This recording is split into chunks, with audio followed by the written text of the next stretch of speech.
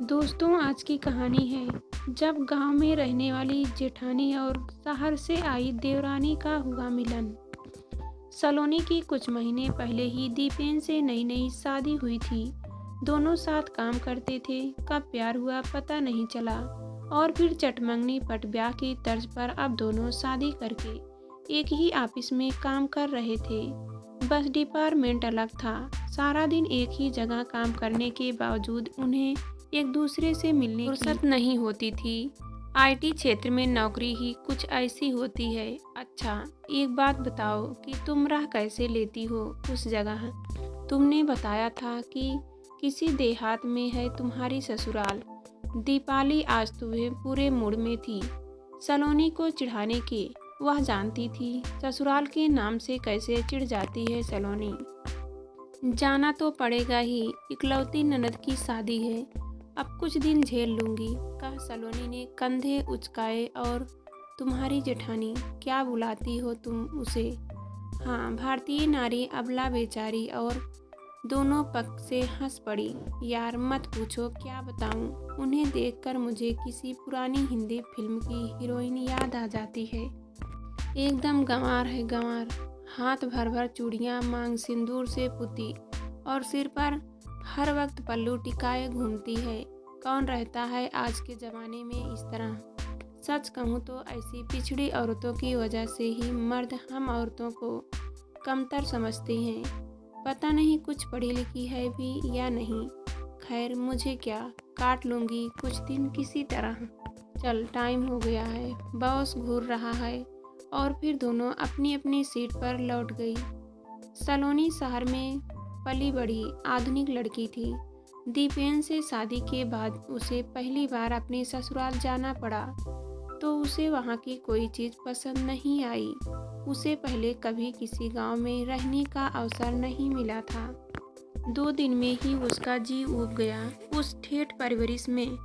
3-4 दिन रहने के लिए दीपेन ने उसे बड़ी मुश्किल से राजी किया था। शहर में जींस टॉप पहनकर आजाद तितली की तरह घूमने वाली सलोनी को साड़ी पहन घूंघट निकाल छुई मुई बनकर बैठना कैसे रास आता। ससुराल वाले पारंपरिक विचारों के लोग थे। उसे ससुर जेठ के सामने सिर पर पल्लू लेने की हिदायत मिली। सलोनी की साथ उतारपंथी थी, मगर जेठानी अवनी बहुत सुलझी हुई थी।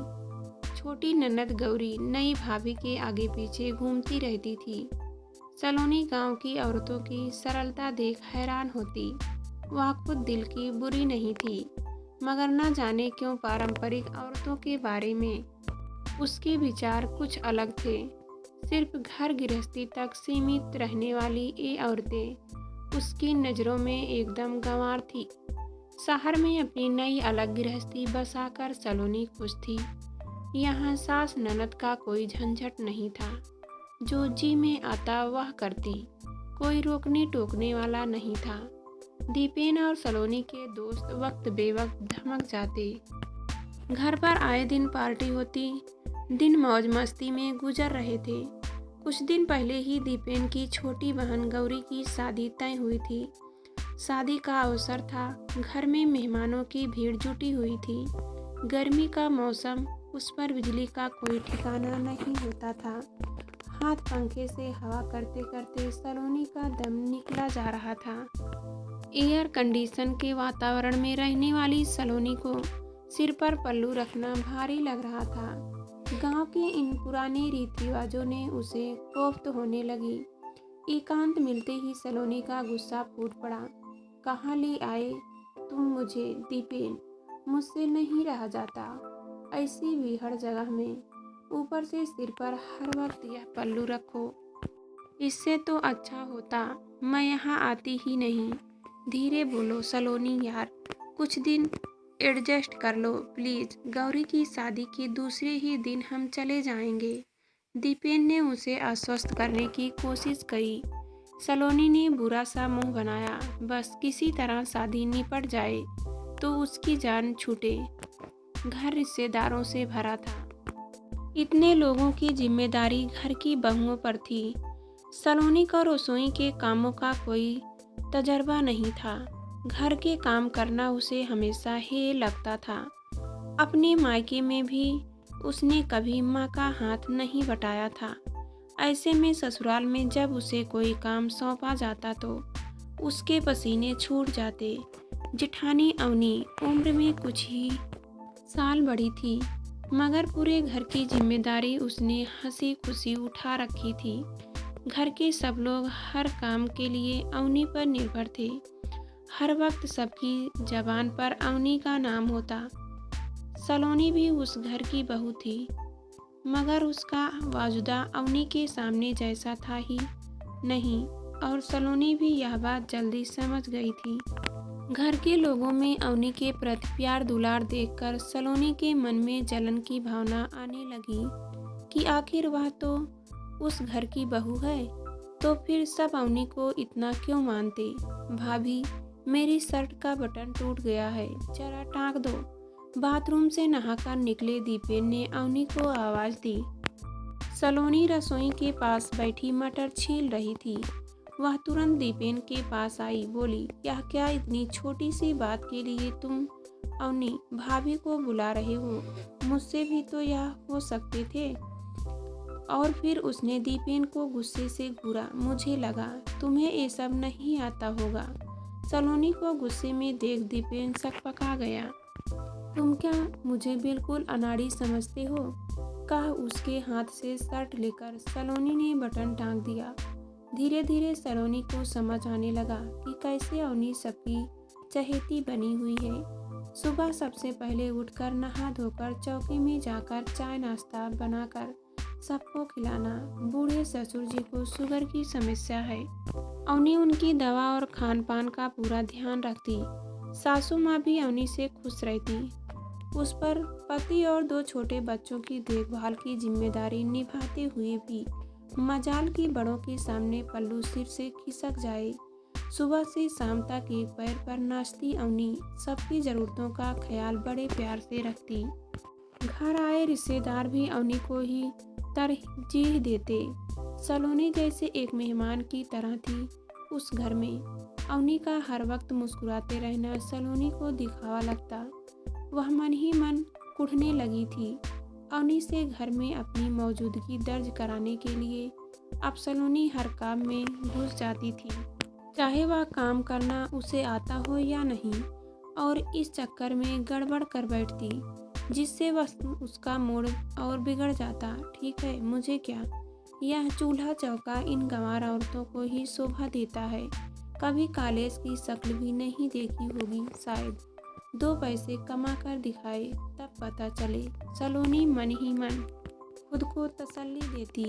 उसे अपनी काबिलियत पर गुमान था। सलोनी के हाथ से अचार का बर्तन गिरकर टूट गया। रसोई की तरफ आती अवनी फिसल कर गिर पड़ी और उसके पैर में मोच आ गई।